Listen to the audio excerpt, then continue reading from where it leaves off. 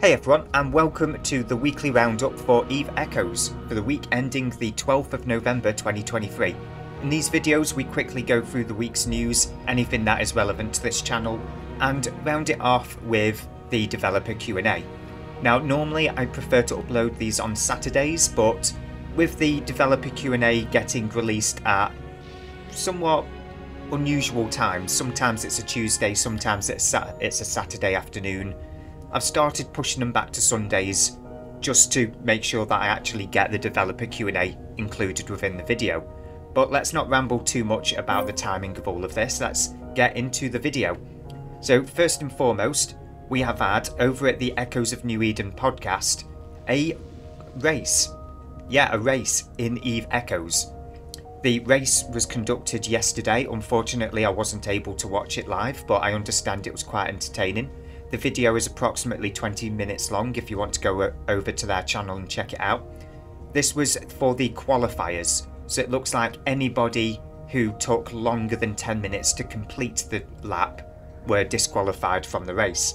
And it's an interesting race because it's interceptors with no E-War and no weapons. But there's nothing stopping hostiles coming in and trying to, make things a bit more interesting. But anyway, I've not seen the video yet, so I can only speculate as to what actually happened in there, but I will be watching that later today. So, moving on, we have had an announcement. This will be relevant to any of you that use the social media platform X, formerly known as Twitter, for logging into your accounts. Yeah, it's kind of self-explanatory. Twitter or X have been having lots and lots of issues with allowing you to log in, mainly because they've been doing all sorts of changes to the API. I'm not going to pretend to be fluent on it all, but if you are using Twitter or X as your preferred login method, do consider changing it because of the high risk at the moment of losing access to being able to log in through that particular method. Now moving on, we have our in-game announcements, and I do not have to zoom in on these particular images. So, most of the patches from this past week, as you can see right now, are geared towards buffing and adjusting the Waste Seeker encampments. So as we can see here, we've got chances of elite spawning, we've got reduced flight velocity for some of them that use micro warp drives, increased number of data cores that spawn in them. The list goes on. We're seeing lots of changes, mostly buffs, to the Waste Seeker fleets. Maybe that's because people considered them not to be worth running. Me personally, I quite enjoyed running them. It was a nice little change having NPCs with actual E-War that can throw you off a little bit. We also have some other things like increase the initial distance when entering Nihilus space to 6 kilometers. As someone who hasn't been in Nihilus space all that often, I don't really know what the impact is there. Optimizations, we have the usual stuff, the market transaction optimization. A few other things. It's kind of hard to understand half of this. With the increase in investment in corporation construction, the offline time requirement for impeaching the corporation CEO has been raised from 21 days to 3 months. I get you there. So a CEO has to be vacant from the game for an entire 3 months instead of 3 weeks before you can oust them. Personally, that's quite a long time. I would imagine most corporations, if they had to, in that scenario, would disband and reform as the same group but with a different name and a different leader. But hey ho. That's now 3 months, so if you want to go on holiday for 2.5 months and not risk losing your corporation, you can do it as a CEO. The currently set range is now shown on the setting interface for orbit range, approach range, and drone orbit range. I did not know that. I'm going to have a look at that in game after this video just to see how it's shown now. And optimize the Stargate's queuing mechanism for when many capsuleers request to travel through at the same time, increasing the travel speed. That'll be an interesting one, because in the past, whenever a system's been full, You've just had to spam the jump button and hope that you get through next. And lastly, we have our bug fixes. Fix the incorrect description of warp drive power consumption under the super carrier bonus. I was going to say superior carrier there. Hell, what's going on? Anyway, fixed an issue where the volume of items moved out of the cargo hold could sometimes still be incorrectly shown as occupied, and fixed the issue where some new add-on structures could not be locked. Okay, so nothing big in those bug fixes. So let's move along to the Plex report. Plex is continuing to rise. Currently, at the point of recording this video, it is at 7.53 million Plex. 7.53 million. It's only going to go up and up and up. So if you want to get the next, say, 3 months worth of basic Omega now, and you happen to be able to afford it, do it. Because it's only going to get more expensive next month and the month after that, and so on and so on. So if you want to do that, do it right now. In fact, I really should take my own advice on that, because I live from month to month with my alts with funding their Omega, so I really should take my own advice there, I guess. But hey ho, let's move on to the developer Q&A. And the first thing we'll notice is we're still a little bit behind on the developer Q&A. Notice how this is the Q&A for the 17th of October to the 23rd of October. We are now that far through November, almost. So yeah, it's interesting to see what exactly is going on with the developer Q&As. But anyway, they're answered by Jamie Tissot this time, so hopefully that doesn't mean that it feels like a bot answered all of the questions, because there was a common sentiment last week. So anyway, let's cut the ramble. Question number 1. Would it be possible to add a feature to the nanocore analysis whereby when you analysis, wow, okay, bad English. Let's start that bit of the sentence again. Whereby when you analyze a core to make my dyslexia is really kicking in now. Whereby when you analyze a core to add entries to your library, it also adds the skin to your account. This would make more skins available for editing and our favourite ships even more personal. Thank you. I don't know why my brain struggled so hard to get through that question, but yeah, that's just me. I wouldn't be surprised if the person asking this question was a regular contender on Achieved's nanocore competition, because having skins available for that nanocore competition is quite a big deal. But the answer is quite bland. That's an interesting idea. We will consider developing related features. Thank you. Personally, I would love to be able to take a nanocore that I have no need for and be able to learn its skin. You know, as part of disassembling the nanocore, just having its skin added to your library. It's not that big a deal, and considering most skins aren't available to be purchased in-game anyway, it's not like NetEase would be losing anything there, would it? So let's move on to question number 2 and hope for something more substantial of an answer. So in Capsuleer Outpost, manage permission to enter.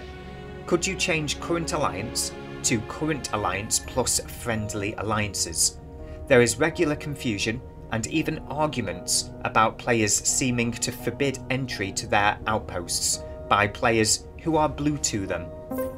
This has been going on for quite a long time now. I remember when outposts first came out, when they came out even before the Corporation Citadels, before SOV. Alliances were using these essentially as the Corporation Citadels, even though a single individual had anchored them. But the alliance sizes back then were a lot smaller than they are now, as in the alliance size limits, I should say. So what happened is, the first alliance that I joined, Eternal Armada, I believe that's what it was called, or Eternal Alliance, either way, it was EA. The ticker was EA. We had 3 or maybe even 4 different EA alliances, just so that we could get everybody into the alliance, because, you know, sizes were kind of hard to manage with regards to getting everybody into the same alliance. So what ended up happening was each different branch of EA was only able to dock in their respective Capsuleer outposts, and short of making the outposts public to all, the only other solution was individually adding every single player in the alliance to one individual's friendly list, just so that they could dock. And it wasn't sustainable.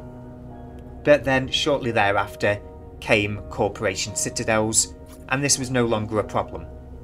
But let's have a look at what the answer is, because I could ramble forever about this.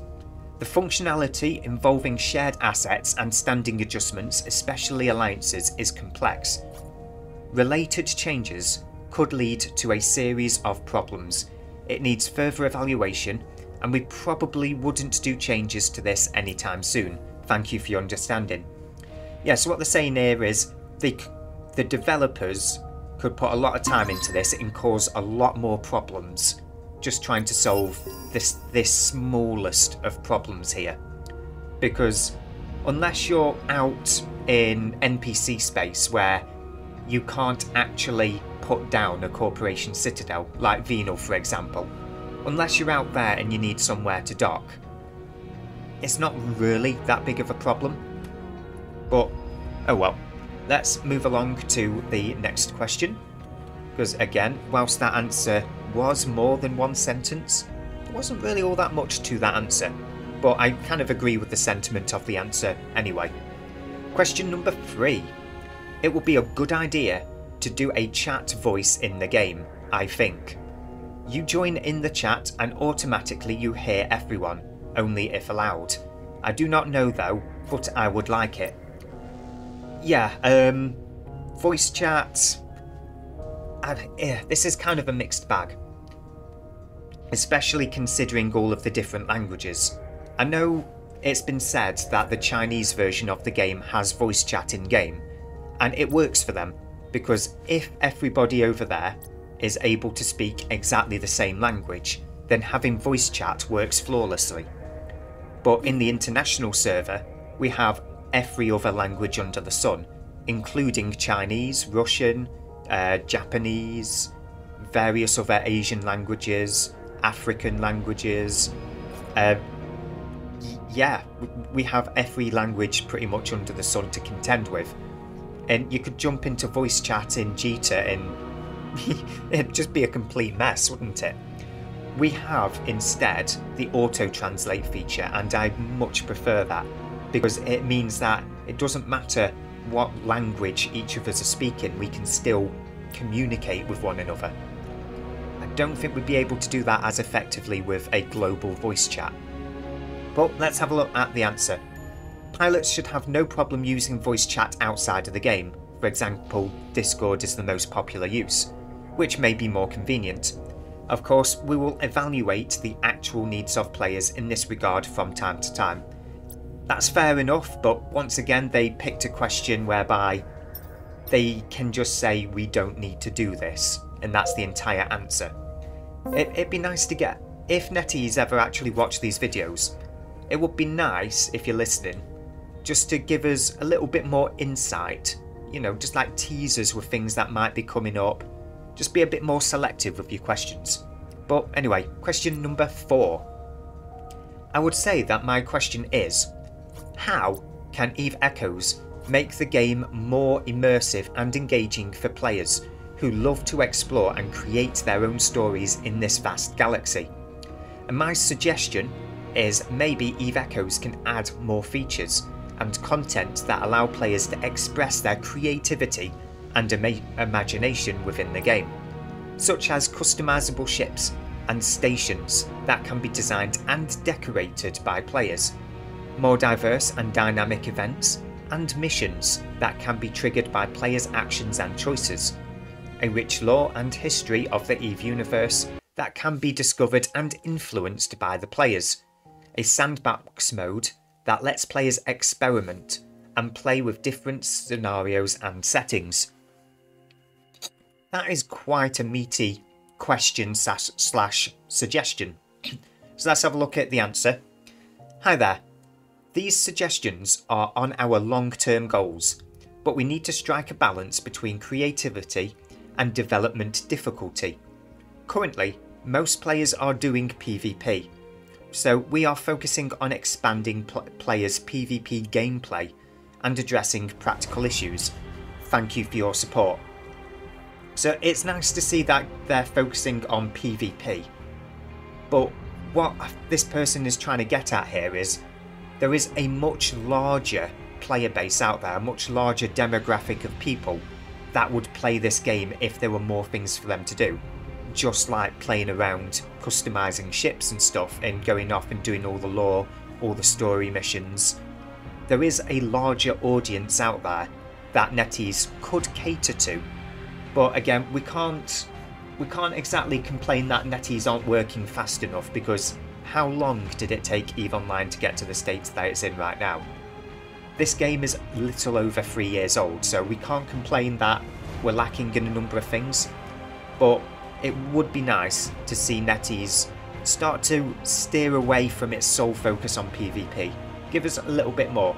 I know we've had a lot of help towards industry recently with all of the stuff that we can pour our minerals into, and that was much appreciated, but let's start moving towards other groups of players that we can start getting involved in this game. But anyway, that is my ramble, and I believe that is the end of this video. So yeah, if you enjoy listening to these videos, if you find them helpful, if it helps you keep up to date with what's going on in the game, then feel free to hit that subscribe button. And until the next video, guys, thanks again for listening or watching, whichever it may be, and fly casual in New Eden.